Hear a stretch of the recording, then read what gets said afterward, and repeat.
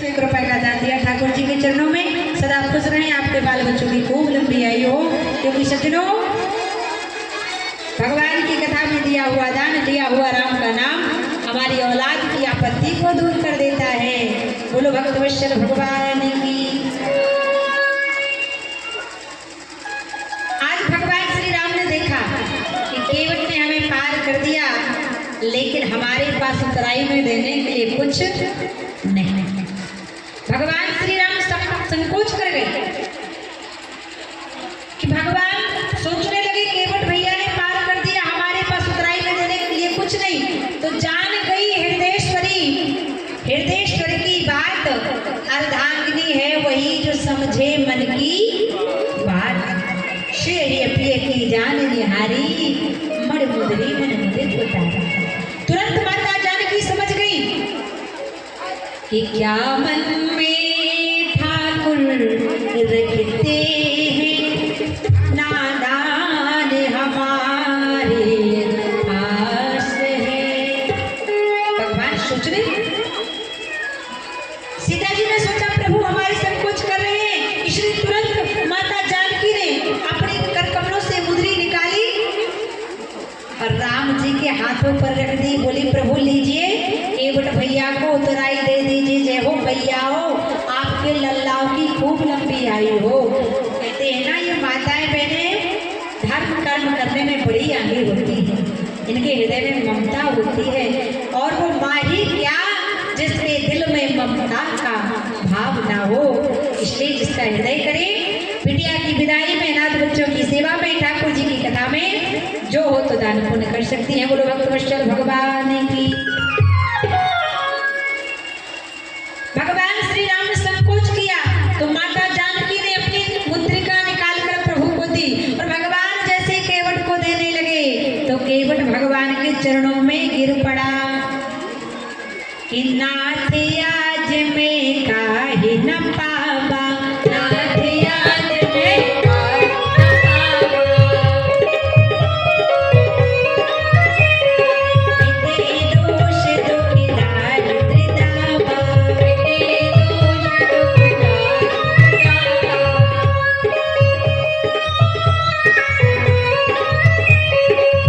श्री राम जय राम,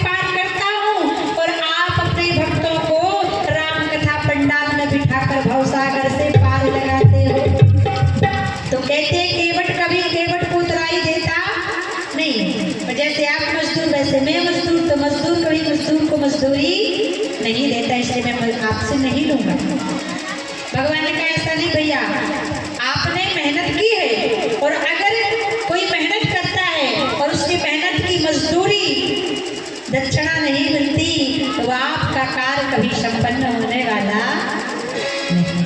इसलिए आपको लेना पड़ेगा। भगवान ने कहा। केवट कहता है ठीक है नारायण, हे भगवान, अगर आप देना चाहते हो तो आप वहां दे देना। बोले कहाँ? अब केवट की बात अच्छी लगी तो दोनों हाथ उठा के ताली बजा देना। अभी नहीं, महफिल के दो दुश्मन कौन कौन से? बोले जो समझकर भी ताली ना बजाए और दूसरा जो बगैर समझे ही बजा दे। बोलो जैसे क्या जाता। केवट ने भगवान से कहा प्रभु राम जी, अगर आप देना चाहते हो मुझे उतराई तो वहां दे देना मेरे राम। बोले कहाँ? केवट भैया बोले कि खुद को ऋणी समझते हो प्रभु। केवट कहता है कि खुद को ऋणी समझते हो प्रभु, तो ऋण अपना वही चुका लेना।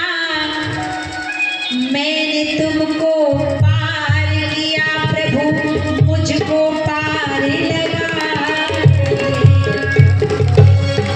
मुझको पार लगा देना। बोलिए भक्तवत्सल भगवान की। आज भक्त केवट को आशीर्वाद देकर भगवान गए चित्रकूट में निवास किया।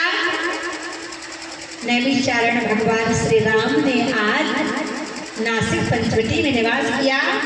आगे की कथा में सुग्रीव से सवरी से भाव व्यक्त किया और आगे चल के समय कम था बहुत, इसलिए स्पर्श करते हुए क्योंकि समय भी हो रहा है और भोर के 4 बजे हमारी ट्रेन भी है, इसलिए और कल से कथा भी प्रारंभ है DDU पंडित दीनदयाल उपाध्याय में। इसलिए इसे अभी तक हम मुगल सराय के नाम से जानते थे, लेकिन मोदी जी ने इसको बदलकर, क्योंकि ये बदला नहीं गया है, जो भारतीय संस्कृति सनातन धर्म में जो नाम असली नाम था वही नाम असली फिर से किया गया है, ना कि नया नाम रखा गया है।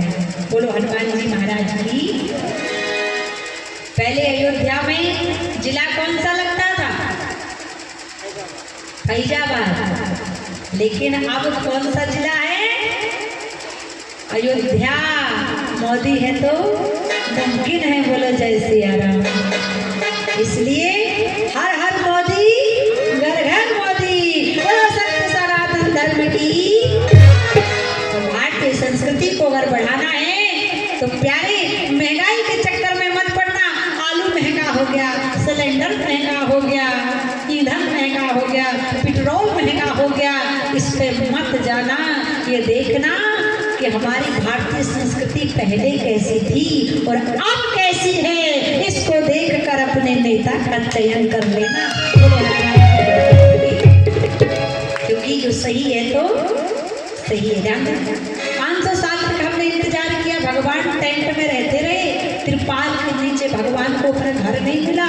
लेकिन भगवान की कृपा से मुझे तो ऐसा लगता है कि कलयुग में मोदी और योगी जी नल और नील हैं। नल नील ने समुद्र पर पुल बांधा था और नल नील की बांधी, नल और नील की भांति मोदी जी ने और योगी ने मिलकर रामलला सरकार का और सत्य सनातन धर्म का पताका फहराया। अरे अभी तो रामलला का दर्शन हुआ, कुछ दिनों बाद अगर आप लोगों ने साथ दिया तो फिर हम मथुरा में भी कृष्ण का जयकारा लगाने जल्द जाएंगे। काशी बनारस में भी हम अपने ठाकुर का झंडा लहराएंगे।